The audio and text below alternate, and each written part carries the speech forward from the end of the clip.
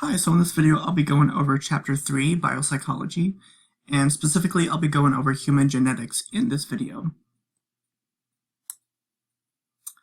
So this chapter is going to explain how our physiology is a foundation for how we think and behave, and how our genetics and our environment can interact and play a big part in how we think and behave. And the first person to study how our genes and environment interact was Charles Darwin. He developed the theory of natural selection, which is the process of how organisms change over time in order to adapt to their environment by surviving and reproducing. The main part of this theory is that organisms exist for the sole purpose to survive and reproduce, and our thoughts and behaviors have developed adaptations over time in order to successfully survive and reproduce. Another main part of this theory is the term survival of the fittest. This doesn't mean that the most alpha person in the world or organism will survive longer than the other, but it does mean that organisms have developed specific adaptations in order to help them survive and reproduce, whereas others did not develop those specific adaptations in order to help them survive and reproduce. And how do we acquire these genes that help us adapt to the environment? Well, we acquire our genes from our parents. The sperm and the egg each contain 23 chromosomes, which contain DNA, which makes up our genes. As you can see here, we see the evolution from a cell to a gene, or how a gene is made up in a cell. And in our cell, we have a nucleus, which contains the 23 chromosomes from each mother and father. And each chromosome contains a DNA strand, which contains genes. And one gene could have different variations, such as the color of your eyes, hair, or skin. And these are called alleles, which are a specific version of a gene. Once the 23 chromosomes of the sperm and the egg combine, the chromosomes pair up and create a zygote, which is the first start to creating a baby. This zygote now has a genotype, which are the genetic makeup of your parents, and then the phenotypes are the inherited physical characteristics that the alleles, or the genes, will carry. For example, this DNA structure would represent a genotype, and these small little balls might represent connecting the two strands of chromosomes, which are the alleles.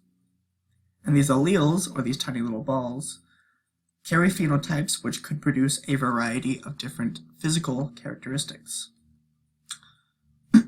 For example, a flamingo might have a phenotype to grow black feathers as well as pink.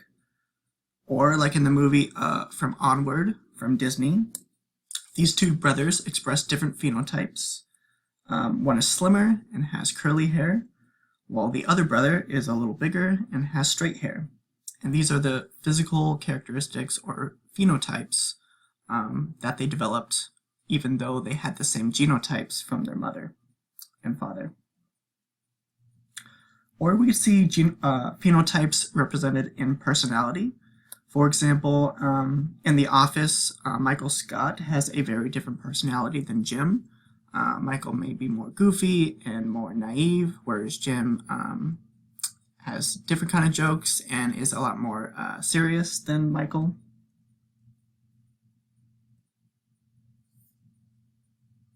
And we can predict the outcome of a phenotype by looking at genotypes. And we do this through a Punnett square. So 4 boxes and a table like this. And for example, let's say your mom had brown eyes and your dad had blue eyes. We know that brown eyes have dominant genes which are indicated by the capital B, while blue have recessive genes which is indicated by the lowercase b. So scientists denote dominant genes as capital B and recessive genes as lowercase b. And let's say your mom had brown eyes and she had the dominant gene for brown eyes here, but she also carried a recessive gene for maybe blue eyes or green eyes here. And then your dad, who has blue eyes, carries both recessive genes for blue eyes. And then when they have a baby, we can predict the outcome of whether they'll have brown eyes or blue eyes. And when we fill the table, so let's fill this first upper left-hand corner box here. When we combine the large B and the small b, the dominant gene is expressed more than the recessive gene. So already the baby has a 25% chance out of 100 to have brown eyes. And then when we fill in the gap again, in the next box, we get lowercase b and lowercase b together. And so this would represent a blue-eyed baby.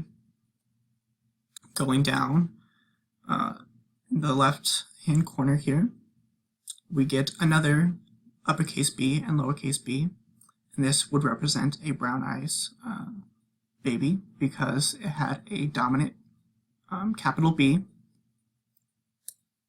And then again, when we fill in the last square, we would get two small b's, which would represent blue eyes. And so we would get, this should be blue, just so you know. So we would get a 50% chance of the baby either getting brown eyes or a 50% chance of getting blue eyes. Because in these two squares, we have the dominant gene of brown eyes, but in these two squares, we have a 50% chance of the baby obtaining blue eyes.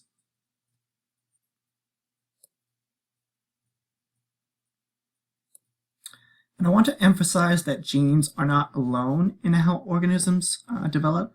Our environment also plays a role in our development.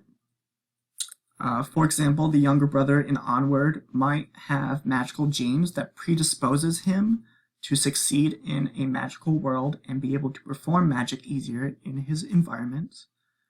Whereas the older brother, who seems to lack magical genes, can't really do magic compared to his brother, and may get made fun of in his environment by other magical people because of this.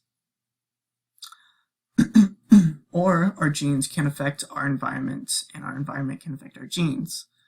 For example, because Jim and Pam work in a paper company, their child will be more likely to be exposed to a business-like atmosphere and a business-like environment.